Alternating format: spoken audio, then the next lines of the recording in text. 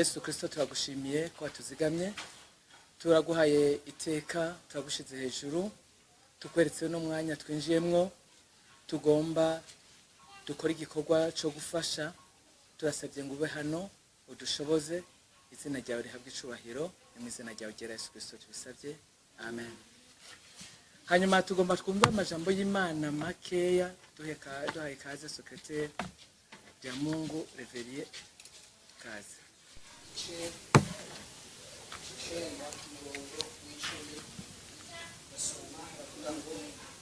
Kubaha uhoraho niko tangwa ry'ubwenge, kandi ukumenya uwera niko kumenya ubwenge. Yesu nashimye. Ijambo ry'ubwenge kubaha uhoraho niko tangwa ry'iki? Niko tangwa ry'iki? Rero ashaka kubaha. Haya mwishimye. Ubwenge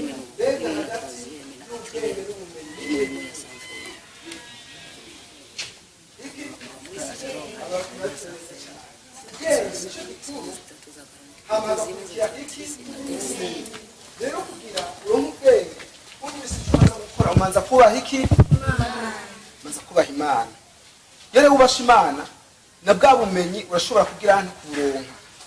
Tusome mu Migani igice cya 2 umurongo wa 6 niho tubibona. Iyo umuntu yubasha Imana ukayubaha mu kubaho kwawe kose, hari ibintu bitatu ushobora kuronka. Bwa bumenyi ushobora kuronkamo, bwa bwenge waburonse, byose usanga ibyo bintu bitatu ubironse. Mbega ibyo bintu bitatu ni ibihe? Reka tubisome mu Migani igice cya 2 ku murongo wa 6. Havuga ngo kuko uhoraho atanga ubwenge. Atanga iki? Ubwenge. Mu kanwa kiwe havamwo ukumenya no gutahura. Mu kanwa kiwe havamwo iki? Ukumenya no gutahura. Twavuze ngo hajya kwishuri turondera yiki? Turondera yiki? Ubumenyi. None twumvise ngo ubaha uhoraho, ubaha Imana acaronka niki? Kumenya no kugira ande no gutahura. Rero turabifuriza neza ko mu kubaho kwanyu mugena mubaha Imana, siko? Yesu nashimye. Mukanya muhava muronka amakaye. Aya makaye abafasha kuzoronka ubumenyi, ariko urufunguruzo nyezina kugira ngo nubwo bumenyi muze mu buronke. Ubumenyi ntimufa kuburonka bukorotse canke buvuye ari ubuntu musanze mu nzira. Ubumenyi kugira uburonke hariho urufunguruzo utegezwa kumanza kuba ufise. Amen. Urufunguruzo nago nungwa ni kubaha iki? Imana. Rero mu buzima bwanyu mugene mubaha iki? Imana, muzoronka ubumenyi, muronke gutahura. Muhora mumenye mumva abanyeshuri ugasanga buce ngo kijya kigwa gusinda gitahura, buce ngo bijya bintu gusinda gitahura. Nubitahura kubera iki? Ntubaha iki? Imana. Rero ugomba kugira ubumenyi, ugomba kumenya gutahura, manze wubahe Imana. Rero aya makaye turabifurije kuzogira ubumenyi no gutahura, mwamanje kubaha iki? Imana. Yesu nabahezagire. Aya majambo rero muyazirikane, ejo mugiye gutangura ku ishure muze mwamenya ati imbere y'ikintu cyose mukora manze nubaha Imana, siko? Mugomba hajya mugiye ku ishure manze musenga Imana ati Imana ndagiye ku ishure uranshoboza. Mugomba gukora examen, mugomba gukora interrogation, manze wubaha Imana usenga ati Imana kubwanje sinoshobora ariko ndagomba uze kunshoboza. Hama Imana kiza kuguha ubumenyi muri iyo interrogation, igoye no gutahura ikibazo baba babjije, hamusange wishuye inyishuzo. Yesu nashimye. Rero izi zibe ziringingo ngenderwako muri umwaka w'ishure mugiye gutangura, muzokwama mugenderako. Mugene mubaha Imana, mugene musaba Imana ibafashe muri byose, izobaha kumenya no gutahura. Aya makaye muzobona ko yavuyemo umugisha aruko mwubashiki Imana. Turagoma mundi mwaka ko tuzoza twumva mwese uri mu wa 2 yagiye mu wa 3, uri mu wa 4 yagiye mu wa 5, uri mu wa 5 yagiye mu wa 6, uri mu wa 6 yatoye ikibazo, uri mu 9 yatoye ikibazo. Kubera iki? Mwubashiki Imana. Nimwubaha rero Imana muzoronka ubumenyi, muronke no kugirane no gutahura. Yesu nabahezagire. Reka dusenge kubwira ijambo. Ndasenga muraza gusubiramo. Mwavyumvise? Ndasenga muragira ante? Turasubira. mana data mana data turagushimiye turagushimiye ko ari wowe ko ari wewe ufise ububasha bwose ufise ububasha bwose none turakwinginze none turakwinginze uduhe uduhe kumenya kumenya kubaha imana ko turumvise niko rufunguzo rwo kumenya ubwenge no gutahura mu buzima bwacu bwa misi yose. Turakoretse umwaka w'ishure tugiye gutangura, uzuduhe kumenya kukubaha kandi uzuduhe Mana ubwenge n'ubumenyi no gutahura mw'ishure mu izina rya Yesu Kristo tubisabye. Banyakubahwa abarezi, abahungu bakobwa, tugire amahoro, tugire amahoro n'indero nziza mu mashuri. Hanyuma ku munsi uno munsi turamutse dufise igikorwa mu ishirahamwe Jaribo Africa Burundi. Ni igikorwa ciza, igikorwa abagize vision biyumviriye ku kintu gikomeye cyane Bibiliya itubwira, ikintu kijanye no gufasha imfuvyi n'abapfakazi. Ni igikorwa gikomeye na nigo rufatiro n'abasenga bahimirizwa ko bategezwa gufasha izo mfuvyi n'abapfakazi. Hanyuma ni igikorwa twama dukorera abanyeshure b'imfuvyi mugabo bakiri ku kivi, bumva ko bagikeneye kwiga nubwo bari muri ico gihe, muri iyo kadire kuba imfuvyi, barifuza ko babandanya ishure.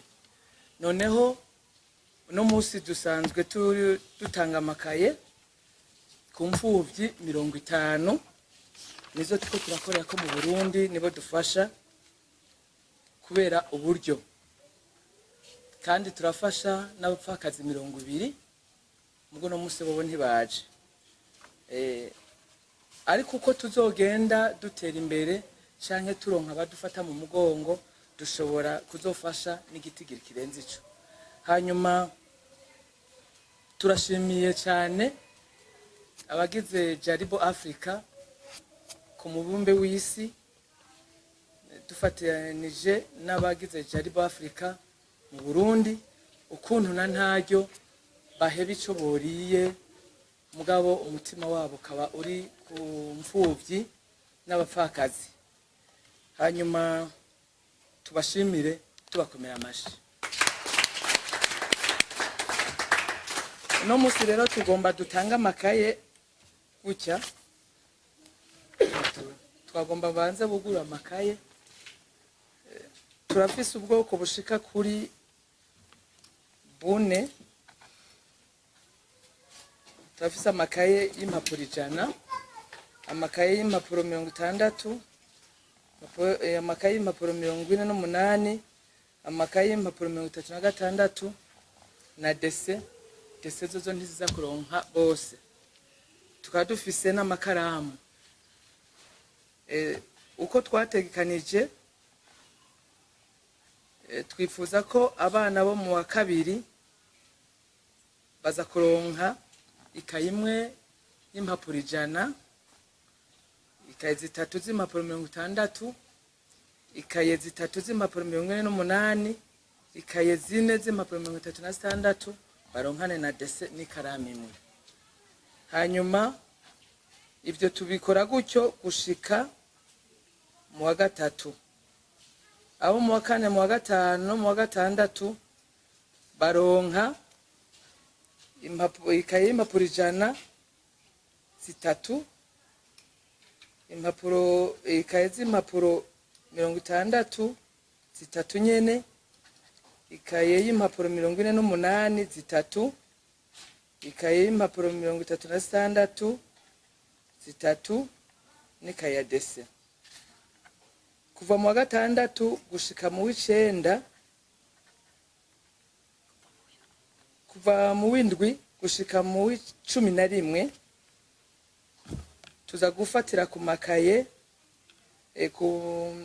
baza kuronka ikaye 4 z'impapuro 100 baronke impapuro ikaye 3 z'impapuro 60 baronke ikaye 3 z'impapuro 48 baronke ikaye 3 z'impapuro 36 ababo bo nta madese baronka baca baronkana n'ikaramu.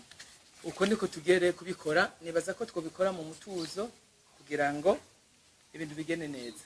Bya Mungu ugurura kugira ngo amakaye turabe.